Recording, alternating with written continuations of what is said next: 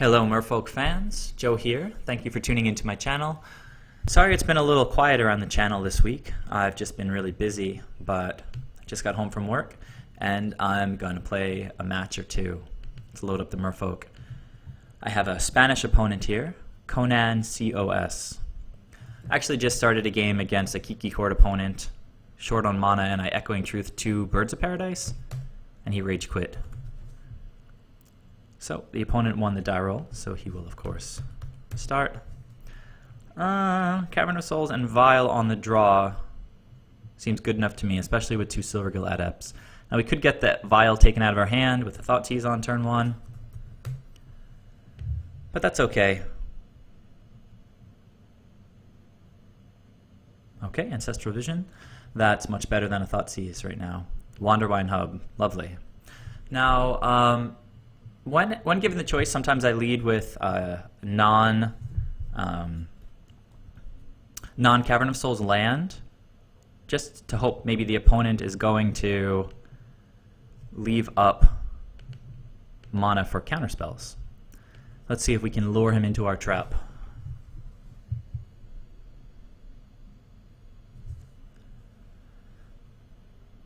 Okay, we've got a pretty fast hand here between two Silvergills, an AEther Vial, and two Lords with a Dismember.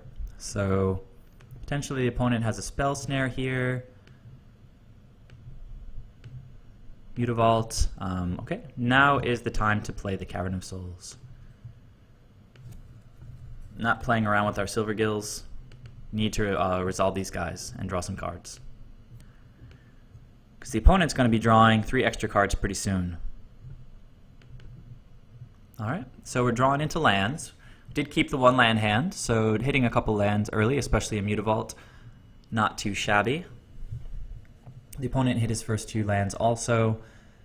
He's well on his way to resolving this Ancestral Vision.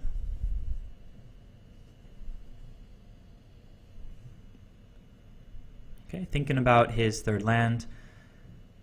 Taps the Blood Crypt. He's going to Thought Seize me. Well, that's okay. I think 2 damage on the opponent for one of these cards. I'm pretty stocked here, so let's see what he wants to take away. Looks like he might not have hit this 3rd land, which would be very good news for us. Opponent is thinking carefully about what card to take.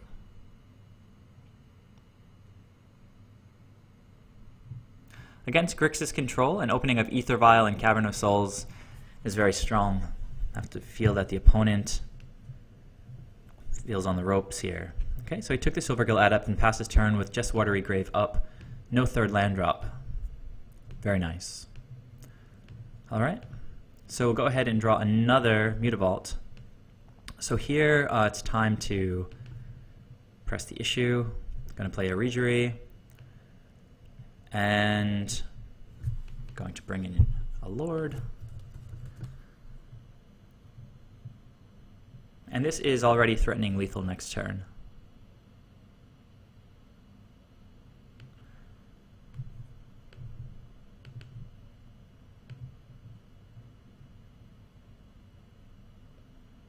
Okay, he takes 4, goes down to 12. And we have 14 power on the table. The opponent almost certainly has a Bolt or some piece of removal, maybe a Terminate in hand. But without a 3rd land, he's pretty backed up. Pretty backed up indeed. Don't have to be afraid of anything like a Cryptic Command in this spot. Just going to play a Mutavault, activate Mutavault, and go to attacks up. So start of combat. Let's see what he wants to do.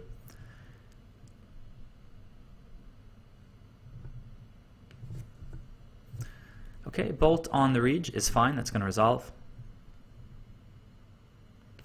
Go ahead and attack instead for 8.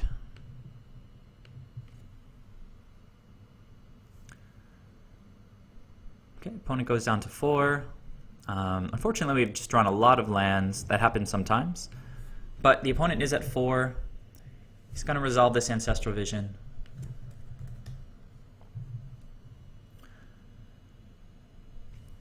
and goes up to 9 cards this turn. I'm still feeling pretty good though. Even if he were to cast Anger of the Gods right now, I can still attack for 4 damage after the fact with my Mutavaults. So this game, a pretty good example of how Ancestral Vision can be too slow in Modern. This wasn't even the fastest Merfolk start, and it's still putting a ton of pressure on the opponent when all he was doing was sitting around waiting for this card to resolve. To be fair, he did Thoughtseize me and Bolt the Lord.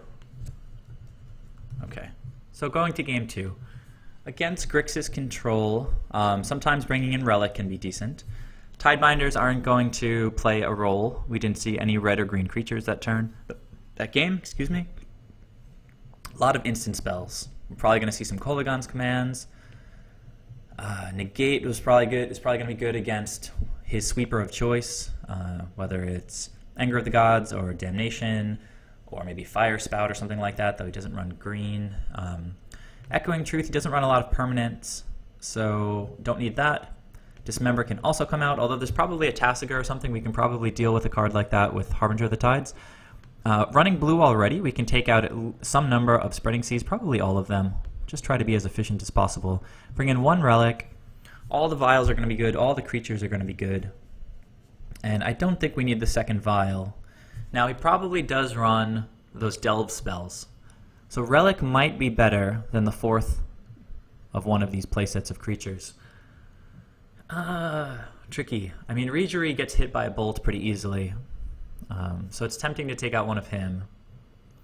It doesn't run a lot of creatures, so I don't think I need all my Harbingers. Yeah, I'll take out 1 Harbinger and bring in 1 Relic and see how that goes. Still have a really high creature count. Took out all the Spreading Seas for 6 counterspells, and took out 2 Dismembers for 2 of those counterspells.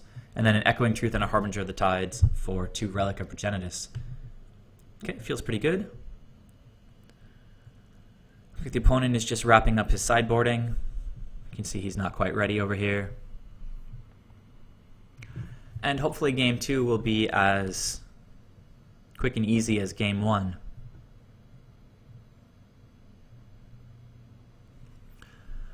My friend Rich was talking to me today about how strong Abzan seems in the current metagame now that Eldrazi have sort of left the scene.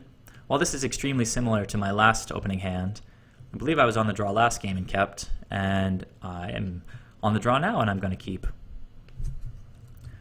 Even if he opens with Thoughtseize, we still have turn 1 Relic, which will keep him off a lot of his graveyard value for the whole game. He might actually be on Thopter also, so let's see what he takes. Almost inevitably going to be the AEther Vial. But being on the draw, I'm not extremely afraid of this here. We have 3 more AEther Vials, we have a lot of lands. Maybe he doesn't like Relic, I don't know. I can't imagine him taking anything other than AEther Vial here.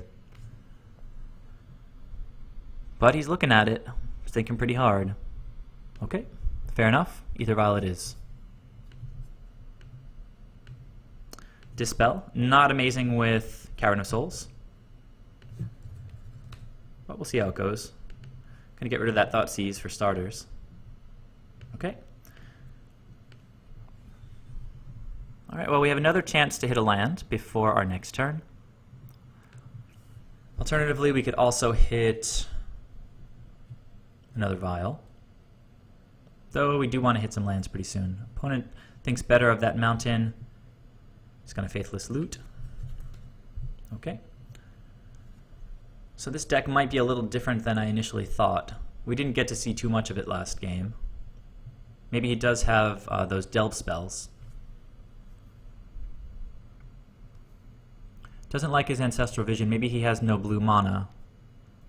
Throws away a mountain and Ancestral Vision. Plays a Steam Vent. He's already down to 14 and another Ancestral Vision. Okay. Alright, well, while I'm thinking of it during the upkeep, I'm gonna get rid of one of these cards. Probably put the mountain, I guess, into the bin. Yep. Okay, and we hit a land. Very timely. Now, with Dispel, it becomes tricky because he might try to play a land and into something like Tasigur or Gormag Angler with some other tricky spells. So I think what I'm going to do here is keep mana up to potentially pop the Relic and leave up Dispel here. So he knows about all these creatures. So I'm just going to show Harbinger and pass the turn. Now Dispel doesn't do anything against Ancestral Vision, unfortunately, since it's a sorcery. I guess the opponent is reading Wanderwine Hub. Let's see if he misses his third land drop again. That would be fortuitous, given the slow opening after he took our AEther Vial away.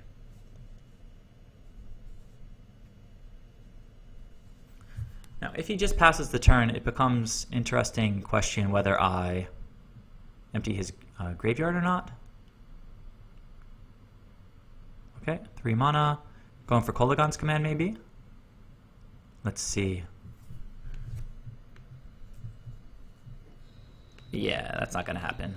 Good try, though. Smart magic. All day, every day. Okay, I think... do we want to pop this thing now? Just hit that card draw? I think we do. We brought both of them in. So get rid of everything. Gonna draw land. Nope, no land. But there it is. And Reejerey will hopefully accelerate some of our stuff.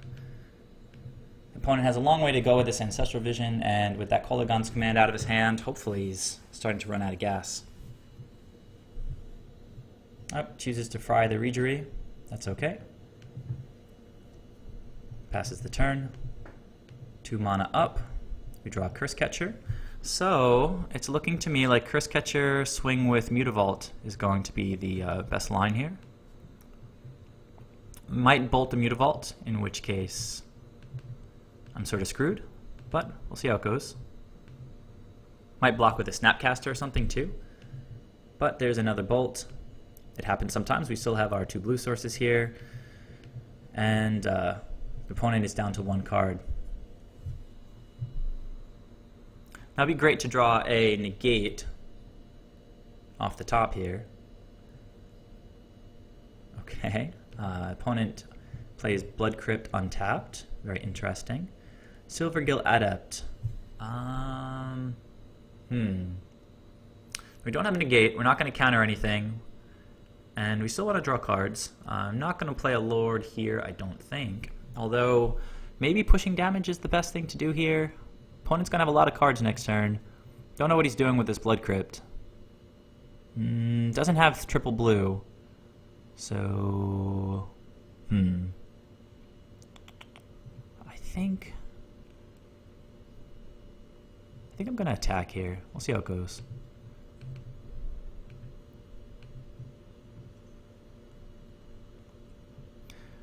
I mean, with me at 20 and the opponent at 10, even with me on 2 lands, I feel sort of decent. I mean, he's going to have massive card advantage next turn, but I can start to catch up with the Silvergill Adept. Just 1, yeah. So, we'll play the Silvergill. He knows everybody except the Lord, I think, in my hand. Maybe he wants to cycle a Remand or something, maybe not. But he's pretty slow about it. Alright, we drew a land. That's about as good as we could have hoped for. So what is this Blood Crypt for? He did take 2 damage for the Blood Crypt.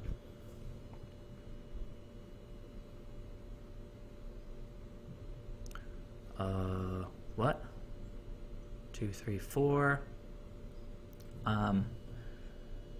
Wait.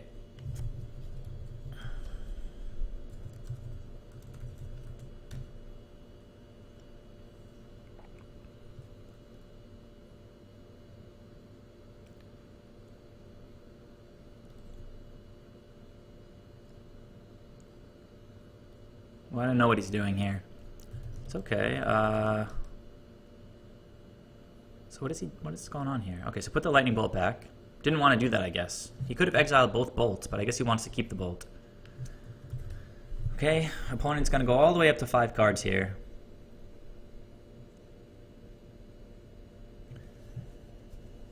We've got these Masters of Waves. Hopefully they're going to do a lot of work. He does have that murderous cut in hand that he decided not to play for some reason. That was very strange. Casual Cockatrice. Good old Cockatrice. I mean, the opponent had 2 bolts. He could have exiled both of them, tap 3, and leave up the mana to pay for Cursecatcher. But I wouldn't sack Cursecatcher to save Silvergill anyway, I don't think. Alright, the opponent continues to go down in his life total. He's going to try to stabilize with something like a Tasigur or something. But doesn't really need this, then. Maybe Damnation to play around. But playing around Cursecatcher?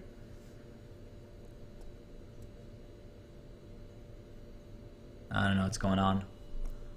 But we're going to see soon. Maybe a Kolaghan's Command. Oh, 4 mana. 3 mana. Just thinking a lot about this. Anger of the Gods? Kolaghan's Command. Okay, what are we doing? And discard? Alright, I think unfortunately the Harbinger has to go. Just doesn't do as much as the rest of the guys in my hand. So there's Kolaghan's Command doing a lot of work.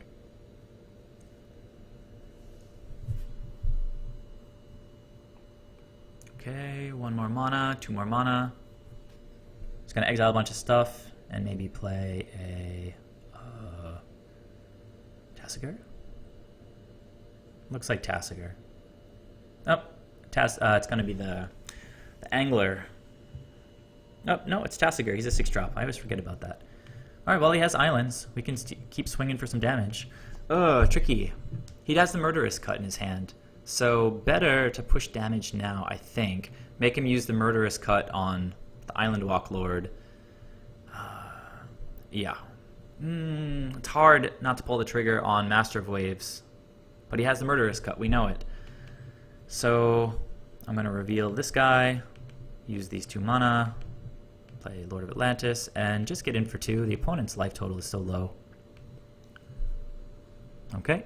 We know he has the Murderous Cut. Let's see if he goes for it on the Lord of Atlantis. His smart play would just say that he's going to, leave the mana up until my turn. Snap Bolt would be pretty great too. We did draw those cards before. Another Kolaghan's Command maybe? Jesus. Alright, well, that's pretty rough. Okay. Nothing I can do about that. So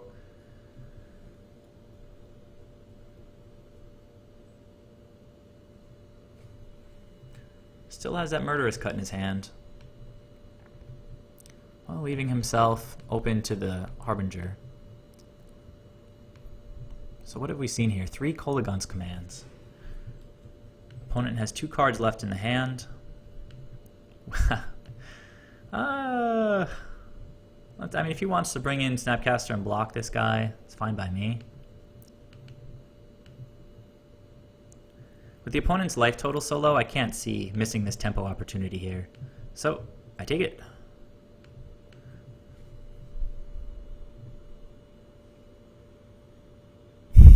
What's he doing? He's going to terminate in response. Oh, too bad. I'm going to draw my arrow over here. Not even going to sacrifice Cursecatcher. Let's see if this goes back to the opponent's hand. Usually does in Cockatrice, but the opponent chooses to play it the honorable way. Or did he? Did he take it back? No, he didn't. Oh, he took Tasigur back to his hand, of course. Well, that's great. I guess it was just a misplay and he chose to let it ride.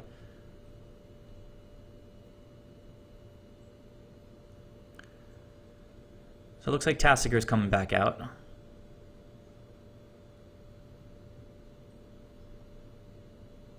He exiled the Monolith already. He's doing this a little bit out of order, I guess. So there it is. There's tapping out. So we win if we top deck a Lord here. And I feel we might. There he is. Okay. So, uncounterable. And we'll attack for the win. I don't know. Was that bad play by the opponent? I guess he did what he had to do. We played through a bunch of Kolaghan's Commands.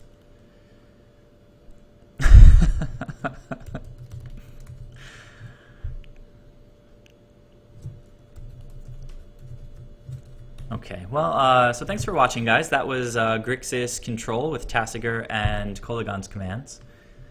I will catch you guys in the next video. See you later.